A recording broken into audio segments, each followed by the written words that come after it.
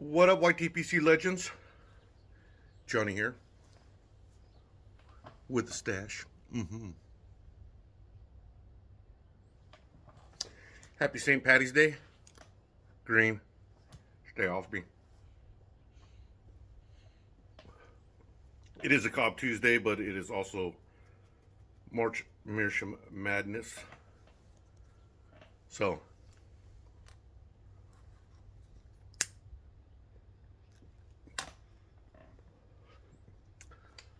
boom, boom, boom. I don't know if you could tell the coloring up on it, if you could see it or not. It's starting to get down there a little more. It's a beautiful, this was the Astar, I believe it is, that Corey got me.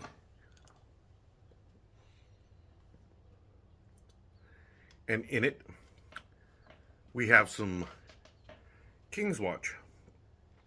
I am still on my quest to find a replacement for Capstan Gold.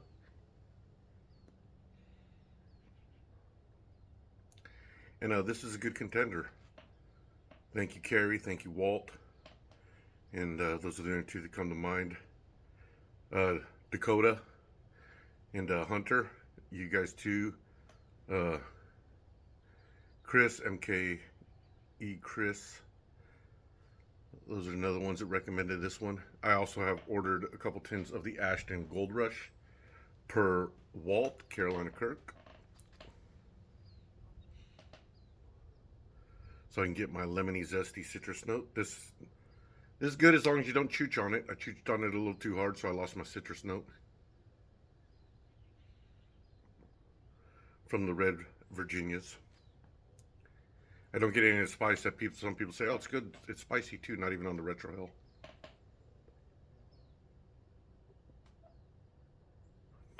I get no spice from it. As long as you don't chooch on it too hard and freight train it. Get a little carried away, heat it up. It has a great citrus note. And it does remind me a lot of Capstan Gold.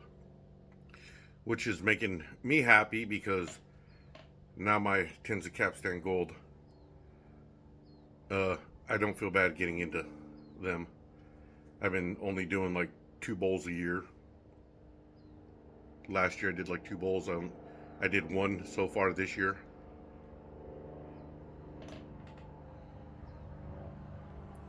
And had no intent on smoking another one for quite some time.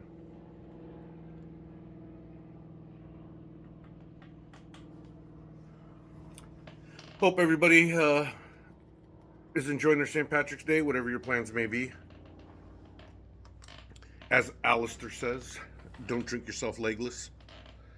Don't be fall down drunk. Don't get stupid.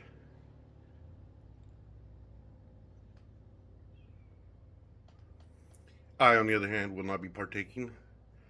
I have a podiatrist appointment in just a little over 3 hours. But being we live in BFE, I only got to drive an hour to my podiatrist. Got to go to Fresno.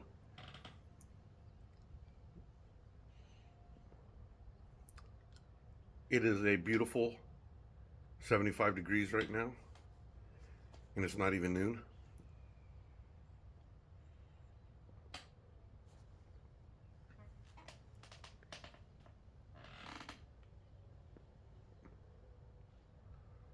So it's going to be a good St. Patrick's Day, good hot St. Patrick's Day. So those of you out here in the valley, which would be David, Central Cal Piper, he's the only one. I'm not sure what's going on in SoCal. In Corey's MIA, you know, I got a girlfriend, I got to go MIA on my bros.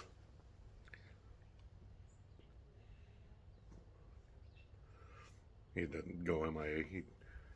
He's living his best life, man. We still chat, just not as often anymore, which is understandable. I've been replaced. What's up with that, Corey?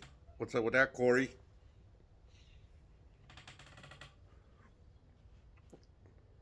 So, I'm doing a VR for Cigar Vice. Alec, our favorite young wingnut. Well, Tom's our favorite wing nut. Alec is our favorite young wing nut. What got us into pipe smoking? I grew up and went to Catholic school. So I had buddies whose dad smoked. You know, and you got to remember, it was the 70s when I was around it, in the 80s. So, you know, guys right after church would pull their pipe out and smoke it, you know. And we had a lot of Air Force officers because we moved here because of my dad got stationed at Castle Air Force Base. So a lot of the Air Force officers smoked pipes and stuff. And so and of course, because Catholic school is private school, you had a lot of them. So that piqued my interest in pipe smoking.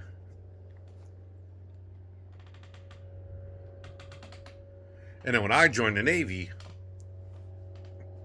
come on, I wanted to be that sailor, that ultimate sailor.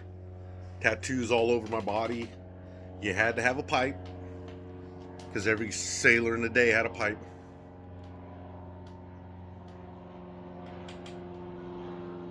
Lord Admiral Horatio Nelson, don't know if he smoked a pipe.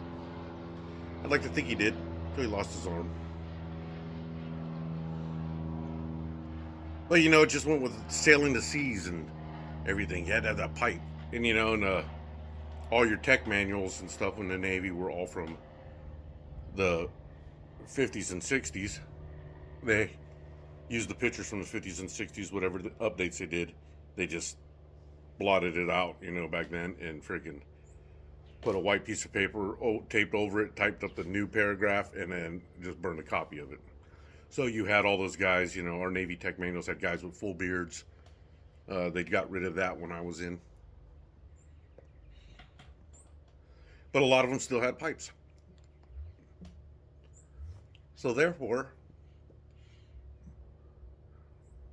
you know, it was just the natural progression of being a sailor. And then, I had stated before, it all disappeared when they started limiting smoking. When I first was on a ship, down the passageways, the hallways, they had ashtrays every freaking 100 feet or so. So you could smoke anywhere, anytime. As long as the smoking lamp was lit, they weren't transferring fuel or something like that, you could smoke. Then they changed it, you can only smoke in designated areas. And then they changed it to where you can only smoke on a fantail. So pipes and cigars were out. Next best thing, cigarettes.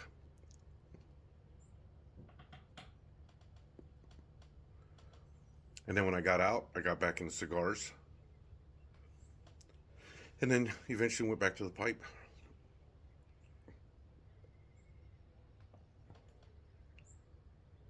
And I haven't been smoking much, so, you know, I'm just enjoying myself now. It's a beautiful day to enjoy a pipe and do some laundry. I'll pause it here, turn it around so you can see out there how the mustard's growing. Because, yeah, my buddy needs to have somebody spray. I'm not doing it. I gotta spray my own house. I'm not gonna do his yard.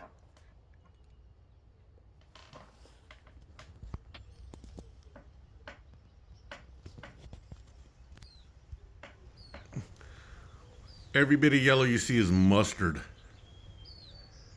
You can't even see the trees. The mustard's so high. So, you know, needs to get done. Oh, there she is. Old Glory. Old Beautiful. So, Alec, I hope that satisfies your needs. And I don't need another corn cob, brother. I appreciate it, but if I win, go ahead and spin again. Or give it to somebody of your choosing. But this cat is not in it to win it. I'm here to support your channel, brother. Okay? God bless. Carry on smartly, shipmates. And stay smoky, my friends. And until I see you in the next one, adios.